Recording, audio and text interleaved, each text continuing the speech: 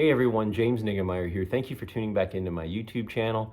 Today I want to start a series of videos that are pertinent to the time of year, and that's the cold water period or winter time of the year for bass fishing.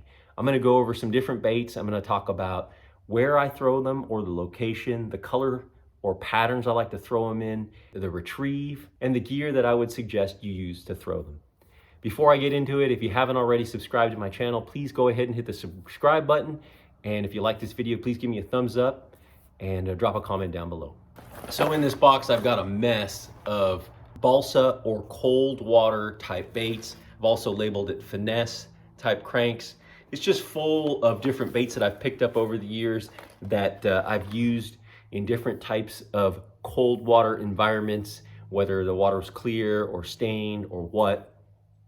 But there's so many different ones, so many different brands out there. It didn't used to always be like that. I think the one that was probably more popular back in the day was more of a shad wrap type bait. And there's been some different ones out there.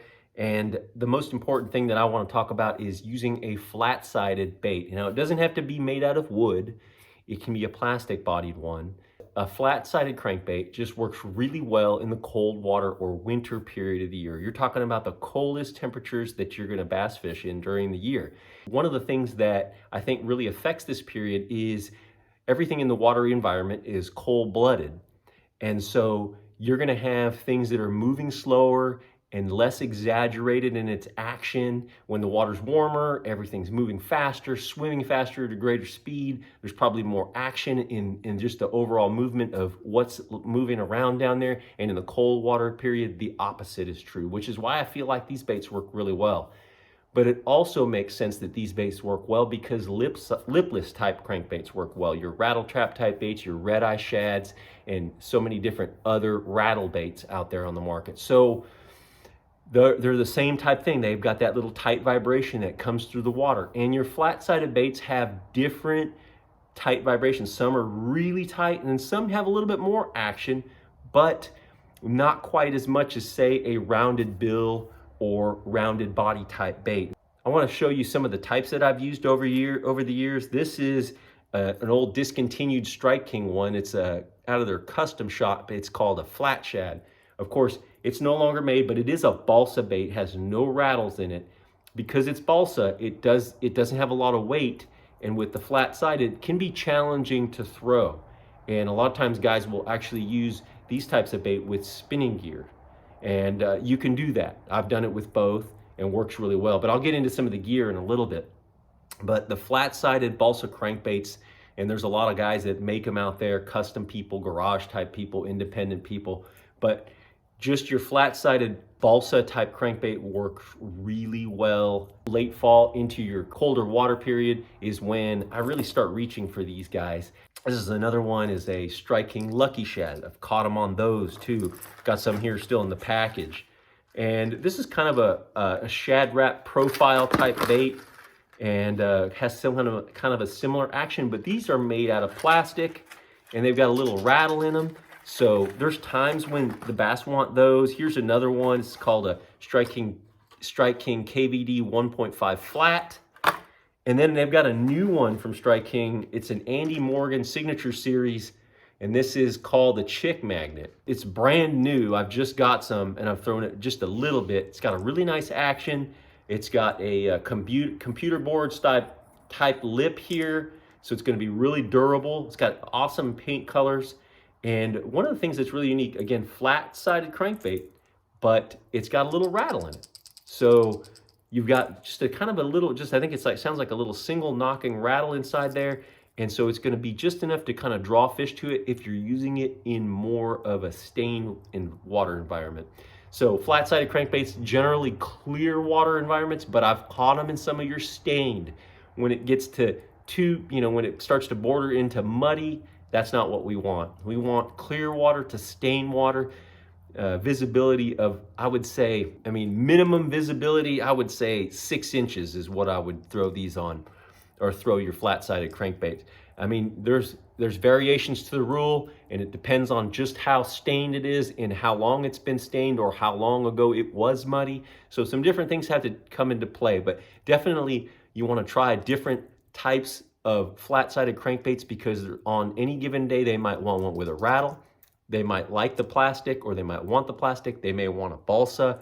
There's just different variables to take into consideration, and on any given day they might want one or the other. So having a little bit of a variety of them is a good idea. When it comes to colors, I definitely love my shad patterns, like a sexy shad, and then just kind of a traditional pearl with a green back. I've caught them with pearl with a black back. Obviously, your crawfish patterns in your clear water environments, kind of a brown or orange like this one. And then in your more stained environments, kind of a tomato red color with an orange belly like that might work a little bit more, or even a fire craw might work a little bit more if there's more stain in the water, and even grass. Talking about the types of places I like to throw them, the types of cover I like to throw them around. I like to throw them around rock, wood, even docks, pilings, hard cover targets is where I like to throw these flat-sided crankbaits. And I also like to throw them around any remnant grass that's been hanging on through the year. In some of your southern states, you've got still quite a bit of grass, and there's other places where it's gotten knocked back or it's died off and you just have some stubble. That's still possible to hold bass in some of those environments as well. So you may want to reach for more of your, your brighter red type stuff. Some of the locations that I'm going to want to throw them in are areas where the creek channel swings closer to the bank. I'm going to want some sort of deep water access that's nearby, and those are going to be some of the better areas. If there's some rock and some deep water access, that's great, or more of your 45-degree banks, your bluffs, and even some points where on the side where it falls off and tapers into deeper water. Lastly, I'm going to talk about gear. I mentioned spinning gear. If I'm going to throw spinning gear on these flat-sided crankbaits, I'm going to throw a 7-foot medium or medium light spinning rod. And I'm not going to throw braid. This has braid on it, but I'm going to throw either copolymer or monofilament, or lighter fluorocarbons. 10-pound test, 8-pound test. I've even thrown 6-pound test. And it's going to maximize the action in these baits and get them to do what they're made to do. Some of these lighter balsa type baits, they have a real finesse type presentation. If you get too heavy a line, it kind of kills that action. So you want to make sure that you're throwing a lighter line. Another thing, you want a softer, again, like a medium or medium light tip, so those fish can come up and suck that bait in, and you're not pulling it away from them, because a lot of times in the colder water period, again, they're not very aggressive. Make sure the bass can get the bait in their mouth. And then I'm just using sometimes some traditional casting gear. This is a David Fritz Lew's Perfect crankbait rod, 7-foot. This one's actually a medium heavy, but I would go for more like a medium. And then this has got a little bit heavier line, but I'm gonna go with, maybe some 10-pound test gamma fluorocarbon. And then I'm gonna go to 6.5 to 1 gear ratio reel, or even slower. Just because a lot of times working that bait, just cranking that bait really slowly is a great way to catch them. And that brings me to kind of retrieves. Retrieves can be just a medium retrieve. Every now and again, you'll deflect it over some rock or a piece of wood. A stump rows can be good. Laydowns can even hold fish. And again, obviously the rock. And then sometimes, it's a crank and stop. Crank and stop. It's kind of mimicking kind of a jerk bait pattern. Some guys will actually use a sweeping pattern where they're cranking it and then they'll stop turning the handle and then just slowly drag the rod tip and then pick it up. It's kind of a more subdued, like jerk bait type action. So you can vary it. Basically what you want to do is figure out what the bass want. So that's basically it, guys. Flat-sided crankbaits, cold water, winter time, flat-side crankbait fishing. I hope you liked the video, and if you do, please give me a thumbs up, drop a comment down below, and until next time, thanks for watching and good fishing.